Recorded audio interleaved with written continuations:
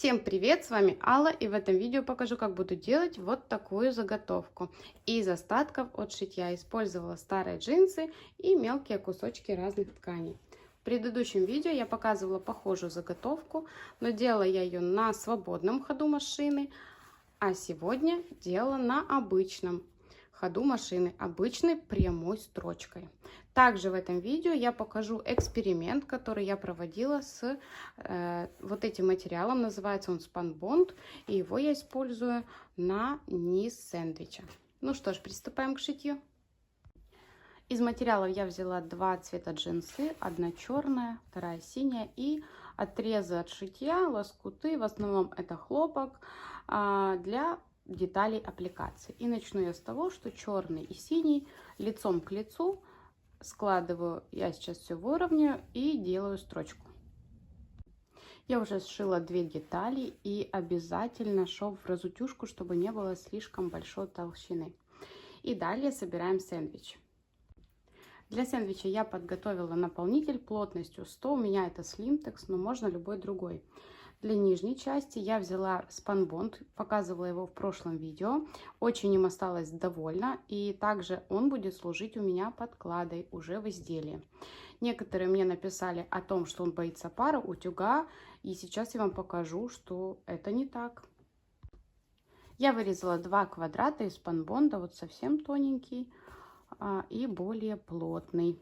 Вырезала по шаблону своей линеечки, для того, чтобы, если вдруг он сядет после влажно-тепловой обработки, мы это увидим.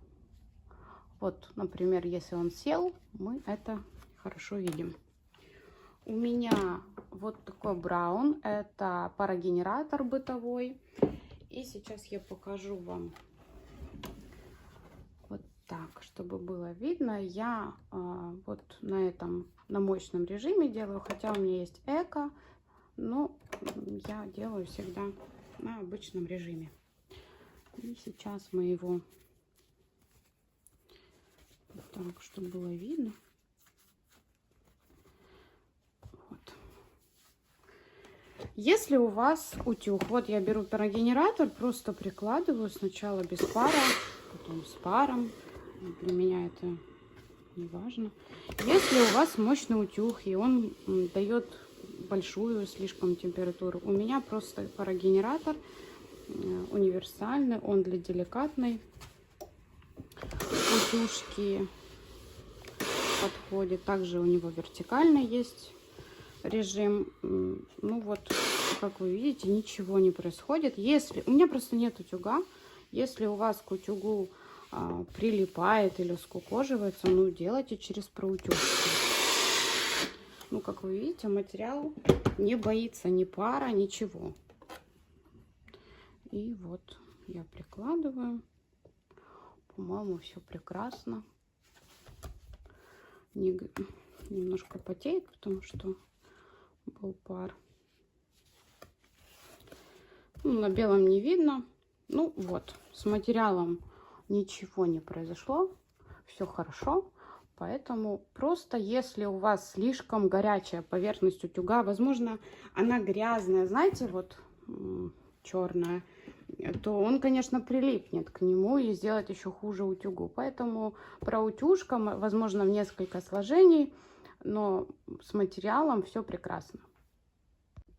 Я вам сказала, что у меня нет утюга, но я забыла. У меня есть вот такое чудо маленькое, но у кого он есть, тот знает, что он очень мощный и он греет, ну, прям очень сильно. И вот сейчас я заново мы все делаем. И я беру проутюжку, но у меня это импровизированная проутюжка. Это очень тонкая ткань. Я ее вот сложила в 2 раза. Он с паром. Пар подает он автоматически, как и любой утюжок.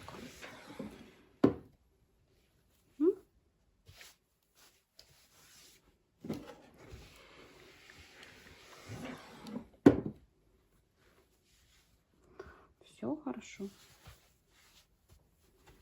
Но вот этот маленький жучок, как я на него называю, Он очень мощный, он очень удобный, маленький. Я редко ним пользуюсь. Ну вот, все хорошо. После всех экспериментов я продолжаю шить. У меня по-прежнему ткань верха, наполнитель и спанбонд.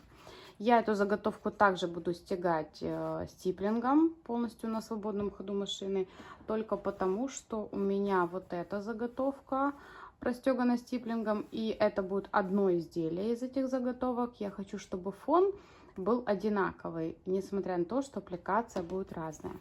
Если вы стягаете на обычном ходу машины прямой строчкой, то также действует одно правило: сэндвич нужно хорошо сколоть, прям максимально хорошо. Заготовочка простегана, вот так это выглядит с изнанки.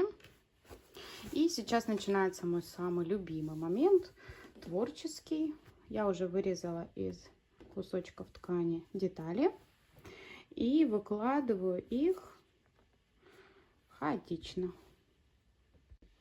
Вот такая композиция у меня получилась. Эту молнию, вот такую маленькую, я выпорола из детских джинс.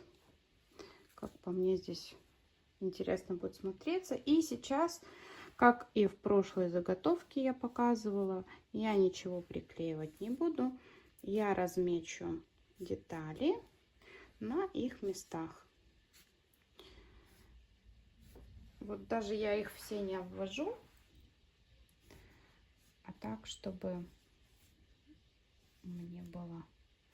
Можно, конечно, и все обвести, но я не вижу смысла. Вот я убрала манекен. Ну, я вижу, где он. Ну, сейчас еще низ отмечу. Все.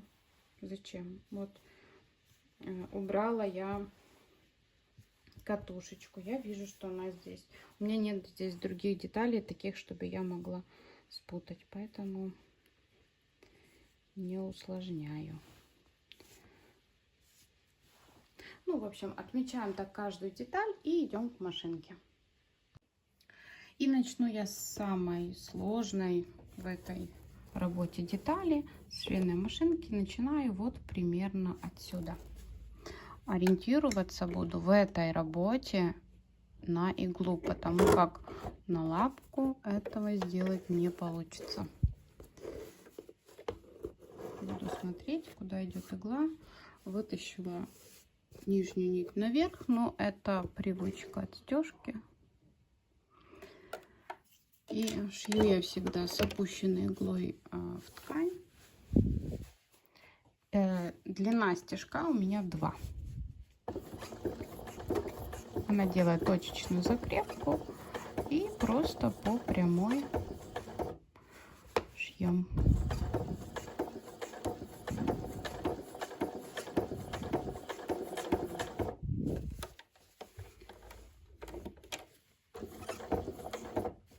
Немного приподнимаю лапку и поворачиваюсь по рисунку.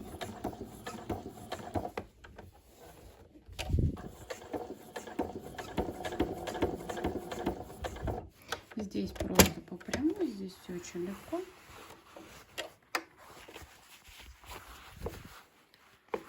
Я это место пройду, потому что мне не очень удобно под штативом. Это ровное место пройду и дальше покажу. Все изгибы я прохожу вот медленно, плавно поворачивая. И я буквально по шажочку. И сейчас я, кстати, забыла убрать скорость. Но я могу регулировать скорость педалью. Для меня это... И вот я буквально шью по одному, по 2 стежочка. Ну, вы сами видите. Ой, неудобно мне очень с штативом перед машинкой. Я практически ничего не вижу, но мне важно, чтобы показать вам, что это не страшно, если вы не владеете свободной ходовой стежкой, но хотите такую аппликацию. А у некоторых вообще может быть машинка делать только прямую строчку. И почему себя ограничивать? Здесь очень мелкие, тонкие детали. И, конечно же, я не смогу их обойти по контуру, но я вот прохожусь прямо. Если я вижу, что я вот сделаю стежок, видите, и он промажет. Если плохо видно, то мне, поверьте на слово, он промажет. Я вручную делаю этот стежок в том месте, где ему надо быть. И опускаю иглу в ткань, разворачиваюсь и иду назад по этой же строчке. Так, я вижу, что я не попадаю, а нет, попадаю. И далее.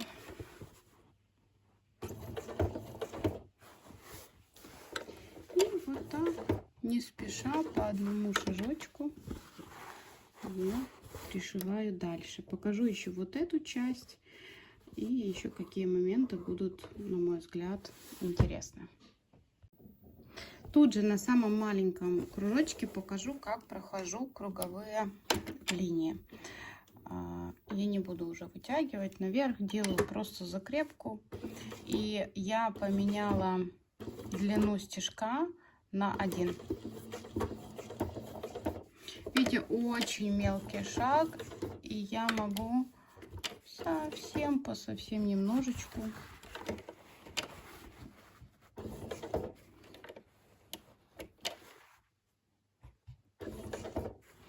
делать круг. Приподнимайте лапку, не тяните под ней, потому как игла может сдвигаться. Вот у меня на каждом повороте делается 2 стежка. Ну, я сделала единичку, потому что, очень маленький кружок. Все, я делаю точечную закрепку.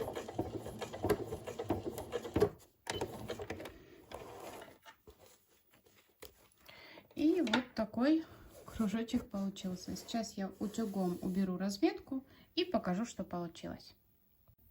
Молнию я буду пришивать лапкой для молнии, и забыла сказать, что всю аппликацию я делаю обычными швейными нитками. Заготовочка моя готова.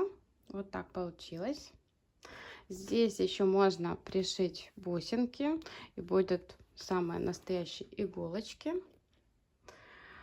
Ну, как по мне, очень даже неплохо. Во всяком случае, ничем не хуже, нежели вот эта заготовка, которую я делала на свободном ходу. Но они по-своему хороши. Не могу сказать, какая лучше. Обе хороши. Из них будет чехол на швейную машинку.